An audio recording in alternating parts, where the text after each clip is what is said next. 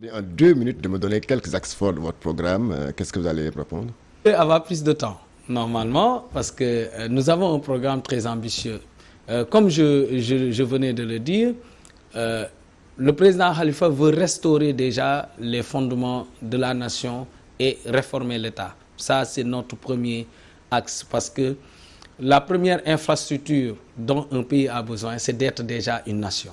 C'est déjà avoir un État équilibré, un État qui nous protège tous, un État qui garantit à tous une bonne éducation, un État qui garantit à tous une bonne santé, mais aussi un État qui garantit à tous un accès équitable à la justice. Donc, c'est le premier volet. Et dans ce volet, les conclusions des assises nationales ont une place prépondérante dans les réformes institutionnelles qu'on veut mettre en œuvre. Le deuxième volet, le président Khalifa l'a dit partout, il met l'humain au cœur de ses préoccupations. C'est les accès universels. Par exemple, c'est aussi la santé. On a un programme santé pour tous. On a un programme aussi, une éducation de qualité. Et donc, on oublie les abris provisoires, l'accès à l'éducation, la qualité dans l'enseignement, les changements nécessaires au niveau du curricula, n'est-ce pas, des enseignements qui sont dispensés, mais aussi la formation professionnelle. C'est avoir une formation en adéquation avec le monde de l'emploi. Donc, s'occuper de l'humain, c'est s'occuper de tout ce qui est son développement. Hein. Ensuite, le programme économique. Le programme économique, on veut d'abord, comme le président Khalifa l'a dit, restaurer le secteur primaire, à commencer par l'agriculture. Parce que c'est dans ce secteur où on a plus de 60% des Sénégalais qui s'activent, mais c'est un secteur où les paysans, les agriculteurs ne travaillent que le tiers de l'année ou le quart de l'année. Et donc nous voulons aider ces populations à trouver en l'agriculture un véritable secteur de développement économique, l'accès à la terre, l'accès à l'eau, l'accès à des intrants agricoles, à des semences de qualité, à de l'engrais de qualité. Nous avons les phosphates ici et bientôt avec le gaz, nous pourrons avoir une bonne quantité d'urée. Et donc, c'est vraiment aussi l'encadrement du secteur agricole, des acteurs, leur donner le savoir-faire, le know-how, et les aider à être très productifs et à avoir de grands rendements. Ça aussi, ça fait partie des priorités de notre Ensuite, nous avons l'industrialisation. Aujourd'hui, le régime actuel a reconnu que l'industrialisation a été le talon d'Achille de leur PSE, de leur programme économique, parce qu'en réalité, ils n'ont rien fait dans l'industrialisation. Au contraire, certaines industries qui étaient là depuis l'époque socialiste ont connu beaucoup de difficultés. Et donc, il faut revenir sur l'industrialisation du pays. Et c'est l'industrialisation qui peut d'abord aider les agriculteurs, les éleveurs, les pêcheurs et ceux qui s'activent dans ce secteur primaire d'avoir de la valeur ajoutée et de pouvoir aussi écouler leurs produits le plus facilement et générer aussi beaucoup d'emplois. Que proposez-vous à la jeunesse, par exemple? La jeunesse de notre pays qui est un peu tout à découragée, la preuve par ces nombreuses pirogues qui prennent la voie de l'immigration clandestine.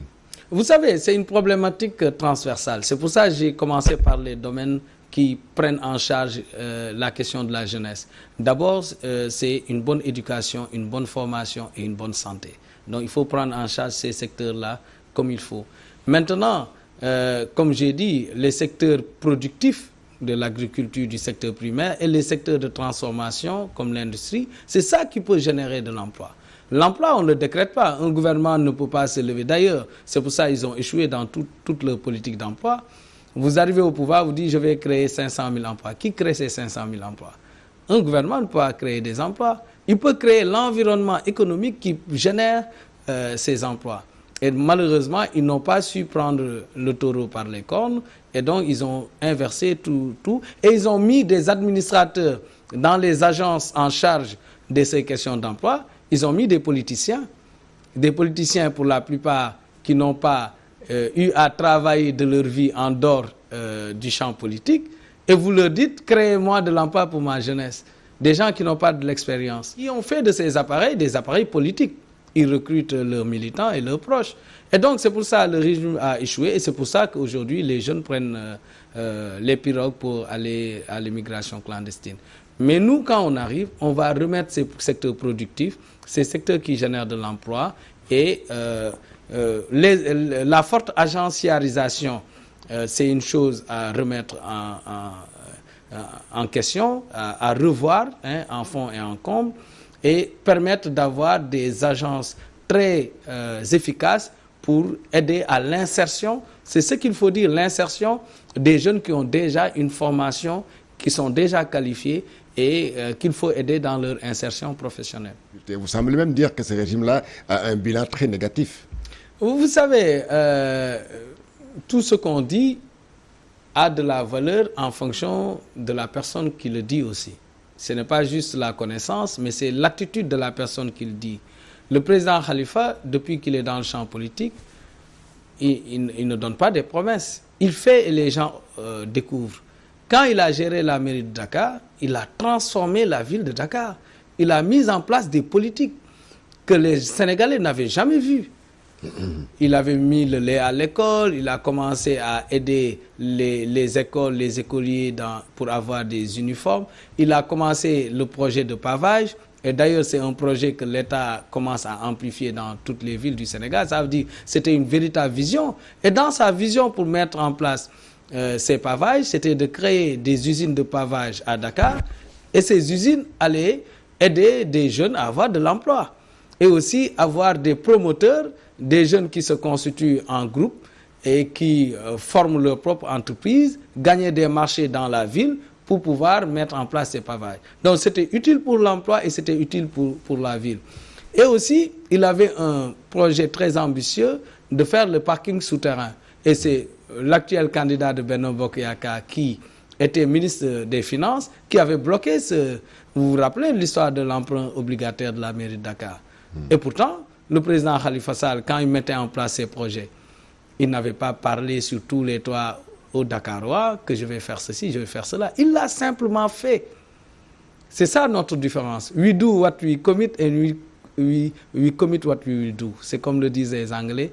Tu fais ce que tu t'es engagé à faire et tu t'engages à faire ce que tu vas faire réellement. Ce n'est pas des paroles en l'air et c'est des choses concrètes que le président Khalifa va faire quand il arrivera.